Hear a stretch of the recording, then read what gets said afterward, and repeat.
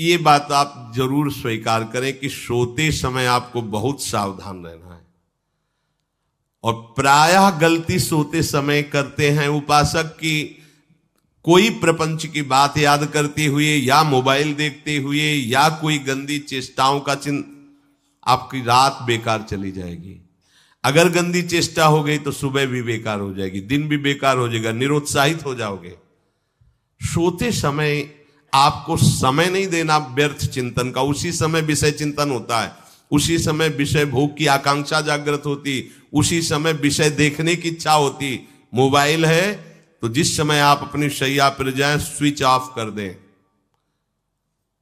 उसमें मैसेज घंटी आने का कोई भी रास्ता मत रखें। मान लीजिए आप उपासक हैं भगवत प्राप्ति के, 30-35 वर्ष ये नहीं था तो सब मर नहीं गए थे। और बोले इमरजेंसी, जब इसकी 30-35 वर्ष से पहले इसकी कोई रचना नहीं थी, मुझे लगता है, क्योंकि 30-35 वर्ष में ही इसका विस्तार देखा है। नहीं तो कभी किसी के पास मोबाइल नहीं। कोई बड़े अधिकारी तो इतना बड़ा वो, इतना बड़ा वाला वो ऐसे रखते थे। नहीं तो मोबाइल तो हमें लगता है 30-35 वर्ष। तो फिर इमरजेंसी कैसे चलती थी? कैसे चलती थी इमरजेंसी? और आप ब्रह्मा हो क्या कि इमरजेंसी संभाल लोगे? स्विच ऑफ करो। जो सब इमरजेंसी संभालने के लिए तैयार रात दिन न सोता है, वो हर समय जागृत रहता है, वो हमारा आराध्य देव है। स्विच ऑफ करो, चिंतन लगाओ श्री जी का। ये जो रात्रि के शयन के समय मोबाइल में इधर उधर दृश्य देखने हैं, अपने सर्वनाश का बीज बोना है। मान लो, हमारी प्रार्थना मान लो, ये उस समय मन आपको परेशान करेगा जब कमरे की सिटकिनी अंदर से बंद होगी। सबसे प्रार्थना है रात्रि के शयन के समय। तो बोले फिर ठीक है 10 बजे तक देख लेंगे मोबाइल, इसके बाद शयन के समय भजन कर लेंगे। होगा ही नहीं। क्या तुम देखना चाहते हो? प्रिया प्रीतम के सिवा और कुछ क्या देखना चाहते हो? वो तो सुभग सुंदरी सहज सिंगार, सहज शोभा सर्वांग प्रति सहज रूप वृषभानुनंदिनी। हमारी स्वामिनी जी की सुंदरता छुपाने के लिए आभूषण पहनाए जाते हैं, औरों को तो आभूषण सुंदरता बढ़ाने के लिए। यहां छवि के छिपाए बे को ऐसे के दास होके क्या देखोगे मोबाइल में? क्या देखना चाहते हो? वासना की क्रीड़ा, और तुम उस क्रीड़ा को देखना चाहते हो। परमार्थ के पथिक हो। देखना है तो प्रभु को देखने की वृत्ति रखो, अन्यथा मूंद लो आंखें। प्यारे, महान फल प्राप्त करोगे। सबसे प्रार्थना है एकांत में मोबाइल रूपी दुश्मन से बचो। क्योंकि जब आप गंदी बात कहीं देखोगे तो आपके अंदर वैसे ही चिंतन बनेगा, वो ऐसे ही लगेगा मैं भी ऐसा करूं, मैं भी ऐसा भोगूं, मैं भी ऐसा देखूं। मान लीजिए आप, जब हमारे शास्त्र कहते हैं कि पशु पक्षियों के मैथुन को भी नहीं देखना है, अगर ऐसा एक बार दृष्टि पड़े तो मानसिक प्रणाम करके दोबारा दृष्टि ना देना। वो आप मोबाइल में ऐसी चेष्टाएं देखोगे, कैसे आप भगवत भजन करोगे? कैसे भगवत प्राप्ति का उद्देश्य रख पाओगे? ये कलयुग की बहुत महीन चाल है कि उसके बिना काम नहीं चलेगा और हम तुम्हें काम से युक्त कर देंगे। इसके बिना काम चलेगा नहीं, तुमको रखना पड़ेगा। और जब तुम इसे रखोगे तो हम काम अपना कर लेंगे। कलयुग ने कहा हम अपनी व्यवस्था बना लेंगे। यहां कह रहे जब आप नींद में जा रहे हैं तो बिल्कुल मानो मृत्यु शैया पे जा रहे हैं। आपको उस समय नाम जप में बहुत ध्यान देना है, कहीं मन बहक ना जाए। तो क्या होगा, 5-6 घंटे जो आप लेटोगे ना, वो भी भजन हो जाएगा। हमारा जो सततम योमाम स्मरति नित्यशा है ना, ये पूरा हो जाएगा। नहीं, उस समय हम सो जाएंगे तो हमारा 6 घंटे का वियोग हो गया, 6 घंटे भजन रुक जाएगा। और ये 100% पक्की बात अनुभव की कहते हैं। यदि सोते हुए भजन करोगे तो जगते, कई बार तो पकड़ा है कि अगर आधे पद में बेशुद्ध हो गए तो वो पद पूरा जगते ही शुरू हो गया है।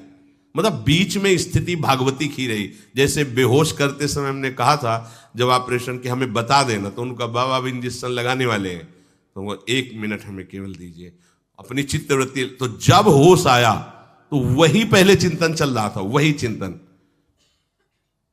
जैसे सोने के समय बेहोश हुए तो जगने के समय वही चिंतन, ऐसे ही इंजेक्शन से जब बेहोश हुए और जब होश आया तो वही चिंतन चल। बहुत बड़ा चमत्कार अभ्यास का है।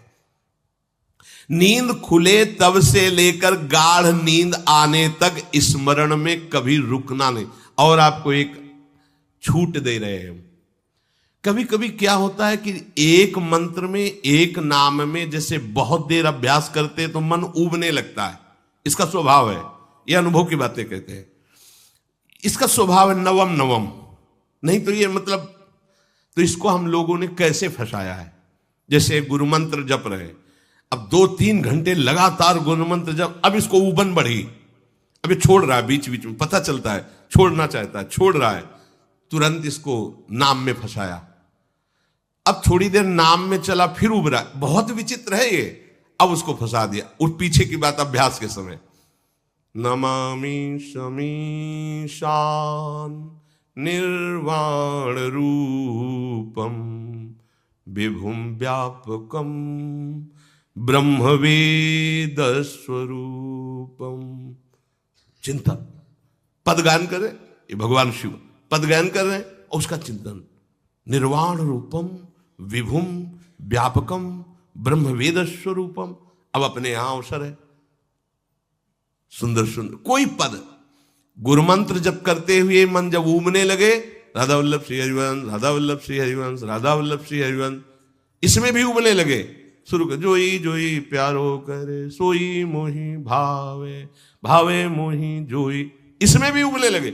सुधा निधि का कोई एक लाइन ले लो, ब्रह्मेश्वरादि सुदुरूह पदारविंद श्रीमत् पराग परमाद्भुत वैभव, ब्रह्मेश्वरादि सुदुरूह छोड़ना नहीं है, तू भाग में नवम नवम दे रहा हूं, नवम नवम।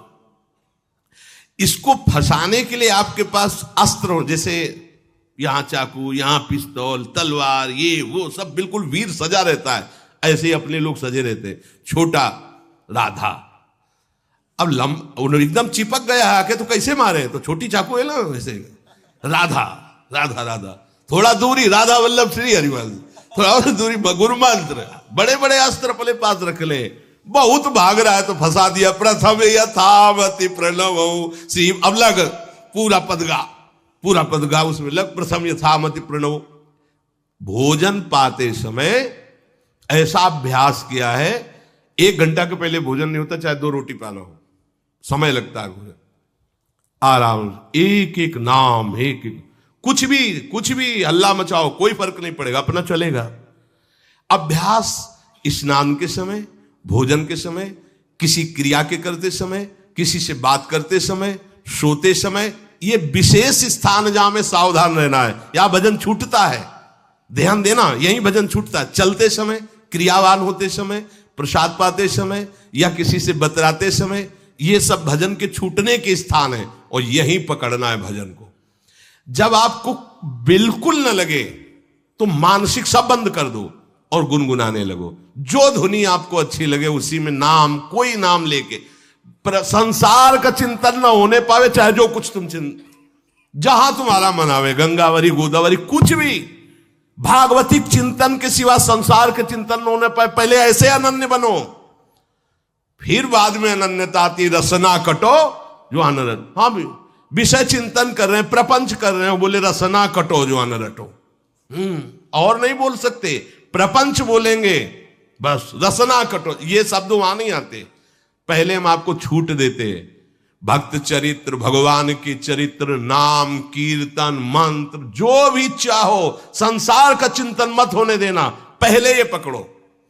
फिर आगे चल करके जब पवित्र हृदय होगा तब ये निष्ठा आती, रसना कटो जो अन रटो, निरखियन फुटो नयन। मान लो संसार का चिंतन नहीं करने देना है इसको, आप जैसे बने वैसे करो भागवतिक चिंतन। कोई नाम ले लो, कोई मंत्र ले लो, तुम्हें जो प्रिय लगे, हम छूट देते हैं। ये हम नहीं करें कि रसना कटो जो अन रटो, ये बाद की बात है। हमें पहले इसका संसार चिंतन रोकना है। कैसे छूटेगा, कैसे छूटेगा, हमें यह पकड़ना है। नहीं तो निष्ठा की बात, जो हरि नाम जगत त्रिशिरोमणि वंश बिना कब हूं, हरिवंश बोलेंगे नहीं, हरि बोलना नहीं है, हरि बोलना नहीं, क्योंकि जो हरिनाम जगत त्रिशिरोमणि वंश बिना, हरिवंश बोलना नहीं है क्योंकि प्रपंच में रति। तो क्या करो, जो तुम्हें प्रिय लगे पहले उसे पकड़ो। ये हम अंदर की बात कह रहे, प्रवचन की बात नहीं कह रहे। मन को फंसाना है हमें। राम कृष्ण हरि जहां लगे इसको लगा, पहले इसको फंसाओ, संसार का चिंतन न होने दे। गीता भागवत भक्त चरित्र कुछ भी कहीं भी इसे फंसाओ, पहले संसार का चिंतन न होने दो, फिर लाओ इसको घुमा के निकुंज वाटिका में, फिर तो भागेगा ही नहीं, फिर नहीं भागेगा। अब सीधे निकुंज वाटिका में किसी महाभाग्यशाली गुरु आश्रित का लगेगा, अन्यथा बहुत प्रपंची मन है। आप आश्रय इधर का लोगे, प्रपंच का चिंतन करोगे, बात बनेगी नहीं। चिंतन छोड़ना है हमें, जैसे बने तैसे संसार का चिंतन छूट जाए तो हम विजय को प्राप्त होंगे। ध्यान दीजिए, इस परमात्म तत्व को वही प्राप्त कर पाता है जिसका राग बीत गया है, खत्म हो गया है, वैराग्यवान। ज्यादा परिश्रम नहीं है वैराग्य में, विवेक नहीं होने के कारण हम वैराग्य नहीं धारण कर पाते। हम बाहरी बातों को वैराग्य ले लेते हैं, ऐसा कपड़ा बदल लेना या कपड़ा ना पहनना या लौकी का कमंडल, मिट्टी का पात्र, तो हम अपने को वैरागी। बात यहां नहीं रुकेगी। वैराग्य का इतना ही मतलब नहीं, ये भी एक बाह्य अंग है वैराग्य का, पर वैराग्य का सच्चा स्वरूप है वीतरागा। कहीं कुछ भी अच्छा नहीं लग रहा, कोई भी सुख आकर्षित नहीं कर रहा, लोक लोकांतर की प्रतिष्ठा, मान, सुख, ऐश्वर्य, व्यक्ति, कुछ अच्छा नहीं, राग खत्म हो गया। ऐसा उस अक्षर ब्रह्म को, अविनाशी तत्व को जान पाता है। जगते भयो फिरे बैरागी, जैसी हरिवंश प्रपंच बंच सब ये काल ब्याल को खायो। हालत यह है कि जैसे सांप ने मेढक को पकड़ रखा और मेढक सामने पतिंगा को, कीड़े को पकड़ना चाहता है, उसे यह पता नहीं कि मैं खुद किसी का कवल बन चुका हूं, वो एक झटके में मुझे अपने पेट में ले जाएगा। ऐसे ही हम सब हैं, काल के द्वारा ग्रसित है। काल ने हमें पकड़ रखा है, पर हम भोग भोगना चाहते हैं, हम नाना प्रकार की मान प्रतिष्ठा पाना चाहिए। ये पता नहीं एक झटके में हमारा अस्तित्व ही खत्म हो जाएगा।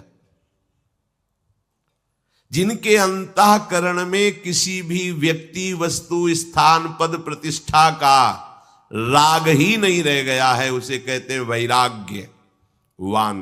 वीतरागाः, राग ही नहीं है। जिनका अंतःकरण निष्पाप निर्मल हो चुका है, जिनके हृदय में केवल भगवत प्राप्ति की उत्कट लालसा जागृत हो गई है, ऐसा साधन संपन्न उपासक परमात्म तत्व में प्रवेश पाता है। अध्यात्म मार्ग की ऊंचाई पर वो स्थित हो जाता है। यदि छंतु ब्रह्मचर्यम चरंती, जिनकी इच्छा एकमात्र भगवत प्राप्ति की है, यदि छंतो, तो उनको क्या करना होगा? ब्रह्मचर्यम चरंती, ब्रह्मचर्य का पालन करना होगा। प्रत्येक इंद्रियों का निर्विषय हो जाना वास्तविक ब्रह्मचर्य है। केवल जनेन्द्रिय से ही ब्रह्मचर्य को नहीं लेते। हमारी प्रत्येक इंद्रिय भोगों से रहित होकर भगवत अनुराग में, नेत्र प्रभु को देखना चाहते हैं, त्वगेंद्री प्रभु को स्पर्श करना चाहती है, घ्राणेन्द्री प्रभु के श्री अंग की गंध पाना चाहती है, श्रवणेन्द्री प्रभु के वचन सुनना चाहती है। एक एक इंद्रिय अपने प्रभु में लग गई, अंतर्मुख हो गई, बाहर विषयों का त्याग हो गया। इसे ब्रह्मचर्य कहते हैं। पर प्रारंभिक ब्रह्मचर्य में जनेन्द्रिय का ब्रह्मचर्य अत्यंत आवश्यक है। यदि जनेन्द्रिय जन्य व्यभिचार दोष से युक्त है तो कदापि उसे भगवत प्राप्ति नहीं हो सकती। शुभ गति व्यभिचारी शुभ गति चाहे, असंभव। और भगवत मार्ग में सबसे बड़ा दुश्मन यही व्यभिचार दोष है, काम। इसी से हमारा हृदय मलिन होता रहता है, अंधा बटे और पड़ा चबाए वाली दशा रहती। कहते हमें 50 वर्ष हो गए। अरे 50 जन्म हो जाए तुम व्यभिचार करो, गंदी बातें करो, गंदे चिंतन करो, सो समय व्यतीत कर, अनंत जन्म व्यतीत हो गए, भगवत प्राप्ति हुई क्या? 50 वर्ष से भगवत प्राप्ति हो जाएगी क्या? 5 मिनट काफी है भगवत प्राप्ति में, एक बार नाम काफी है। वो स्थिति तो लाओ। बार बार बहिर्मुख वृत्तियों के द्वारा विषयों में सुख बुद्धि कर लेने से हमारा सारा का सारा अध्यात्म चिंतन बदलता रहता है, इसलिए लाभ नहीं मिल पाता, एक रस चिंतन नहीं रह पाता। बार बार विक्षेपी विषय करते रहते हो, हम सहते रहते हैं और भोगते रहते हैं। एक बार तो हिम्मत करके उठो, अवलो नशानी अब ना नशई हो, एक बार तो दृढ़ बनो। बस मन के अनुकूल चलने की बात को तुम्हें रोकना होगा, तभी तुम्हारे अंदर यदि क्षण तो ऐसी इच्छा जागृत होगी। पक्का पक्का ऐसा ही है। जब हम किसी विषय के वेग को सहते हैं, विषय नहीं भोगते हैं, तो मन बहुत जलाता है। उस जलन में फिर एक ही बात होती है, बस भगवत प्राप्ति हो जाए, झंझट खत्म हो जाए। कब तक हम इसमें चलेंगे? एक बार भगवत, वो जलन हमको भगवत प्राप्ति की इच्छा प्रकट करती है। अपने लोग क्या करते, जलन को मिटाने की कोशिश करने लगते हैं, तो भगवत प्राप्ति की इच्छा क्या, भोग प्राप्ति की तृष्णा जागृत हो जाती है। भोगे हुए भोगों को बार बार भोगने की इच्छा का नाम तृष्णा है। बाहर और भीतर से कोई सहयोगी नहीं, जल रहा है उपासक, तब रास्ता निकलता है भगवत प्राप्ति का, तब इच्छा प्रकट होती। अब नहीं, बहुत जल लिया, अब तो केवल प्रियाजू के समीप जाना है, अब तो प्रभु के सानिध्य में रहना है, नहीं इन भोगों की जलन में जलना है। पर यहां तक पहुंचने के लिए जलना होगा, तभी लिखा सहित सहित बाढ़ है भगति तास्तिति क्षस्व भारत, क्योंकि आगमा पाइनो अनित्यास, ये नाशवान काम क्रोधादि तुम्हें प्रेरित करेंगे, तुम इनके वेगों को सह जाओ।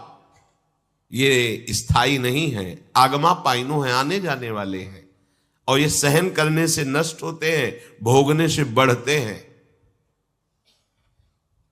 यदि क्षंतो, अगर भगवत प्राप्ति की इच्छा है तो ब्रह्मचर्यम चरंती, ब्रह्मचर्य का पालन करना ही होगा, इसमें कोई गुंजाइश नहीं, क्योंकि आप चल ही नहीं सकते।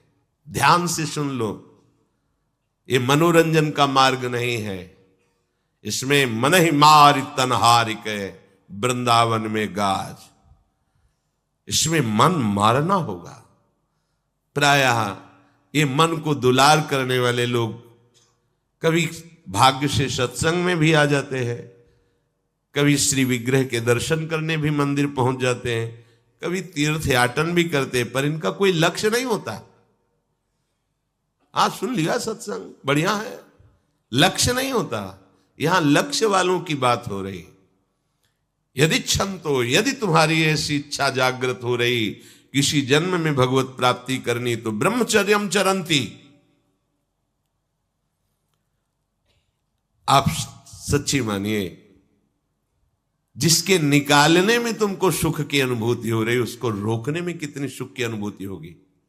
उन्मत्त हो जाओगे, बहुत जल्दी आपके सारे के सारे करण भगवदाकार होने लगेंगे यदि आप ब्रह्मचर्य का पालन करेंगे। शरीर स्वस्थ, हल्का, मन प्रसन्न, नींद आदि पर विजय, कितने गुण ही गुण। और ब्रह्मचर्यहीन आलस्य, प्रमाद, भोगों का चिंतन, मन का डिप्रेशन में पहुंचना, कमर में दर्द, टांगों में दर्द, सर में दर्द, घबराहट होना, बिना किसी कारण के मन भयभीत हो रहा है, भोजन अपच हो रहा है, बिना किसी प्रक्रिया के वीर नाश हो रहा है, बिना किसी प्रक्रिया के। काहे को मृत्यु स्वयं स्वीकार कर रहे हो, ये मृत्यु है। चाहे भगवान दत्तात्रेय जी बोल रहे हैं या भगवान कपिल देव जी बोल रहे हो, जब उपासक को संबोधन करते हैं भगवत प्राप्ति के लिए, तो कहते हैं कि इस भोग वृत्ति को साक्षात मृत्यु रूप देखो, ये मृत्यु है तुम्हारी। जब शरीर राग त्यागना है तो तुम शरीर से भोग भोगोगे तो आसक्ति शरीर की पुष्ट होगी, आसक्ति भोग सुख की पुष्ट होगी, है नहीं। कितने दिन शरीर रहेगा, कितने दिन भोग रहेंगे। विचारवान बनो, ब्रह्मचर्यम चरंती, ब्रह्मचर्य का पालन करो। उपासक जो ब्रह्मचारी होता है उसका खिला हुआ चेहरा रहता है, जैसे कमल खिला हुआ, बिना किसी कारण के उसकी मुख मुद्रा में प्रसन्नता होती है। जो ब्रह्मचर्यहीन होता है बुझा हुआ चेहरा होता है, तेजहीन, बिना किसी कारण के वो शोकग्रस्त लगता है। बैठा है, आपको लग रहा है शांत है, लेकिन आप चेहरे को देखो, वो एक शोकग्रस्त है, कुम्हलाया हुआ चेहरा, अशांत चेहरा। मुख प्रसन्न, तन तेज विराजा, यह है ब्रह्मचर्यम चरंती, भगवत आराधन संपन्न उपासक का। जैसे आग में पैर रखते हुए कोई चले तो कैसे चलेगा, ऐसे ही ब्रह्मचारी की पहचान है। इतनी स्फूर्ति उसके अंदर होती, जैसे आग में चलने वाला पूरा पैर नहीं रख पाएगा, अगला कदम रख देगा क्योंकि ताप लग रहा है, ऐसे उसकी स्फूर्ति होती पैरों में। उसकी आंखें एकाग्र रहती है, चंचलता इधर उधर या बार बार झपकना, यह विषयी पुरुष का लक्षण है। बार बार पलक झपकना, यह विषयी पुरुष का लक्षण है। इधर उधर ताक झांक, चंचलता, ऐसा बैठे तिनका तोड़ रहा है, पैर हिला, यह सब विषयी पुरुष के लक्षण है। यह तो बिल्कुल साधारण स्पष्ट दिखाई देता है आदमी विषयी है या ब्रह्मचारी, एक सेकंड में लक्षण होते हैं। आपको जब भगवत मार्ग का अवसर मिला है तो गृहस्थ हो, संतान हो गई, ब्रह्मचर्य से रहो। नहीं चाहिए संतान तो भ्रूण हत्या, गर्भ हत्या जैसे महापाप करने की क्या जरूरत है। उसी वीर से संतान उत्पन्न होती है जिसको आप नष्ट कर रहे हो, जिसको आप ऐसे पानी में बहा रहे हो, व्यर्थ फेंक रहे हो, तो उसको भ्रूण हत्या का पाप लग रहा है, तो तुमको पुण्य लग रहा है, वीरपात कर रहे हो तुम्हें भी वही हत्या लग रही है, क्योंकि उसमें वही जीवात्मा है जो मां के गर्भ में जाके बालक रूप धारण कर लेती है, उसको तुम नष्ट कर रहे हो। पर बुद्धि भ्रष्ट हो गई है, समझ में नहीं आता, व्यर्थ में वीरपात करते हो, व्यर्थ में। तुम्हारा भजन बनेगा, तुम अध्यात्म के योगी बनोगे, मजाक है अध्यात्म का मार्ग। होश में हो जाओ, ये मन के दुलार को बंद करो। जब तक इच्छा ही नहीं भगवत प्राप्ति की, तो फिर तुम कैसे भगवत प्राप्ति कर पाओगे। भगवत प्राप्ति की इच्छा कैसे होगी जब तुम्हारी इस तरह से निंदनीय वृत्तियां हैं। इंद्रियों को दुलार कर रहे हो, मन को दुलार कर रहे हो, भगवत प्राप्ति चाहते हो, आचरण नीच और चाहते हो उच्च पदवी। सावधान हो जाओ।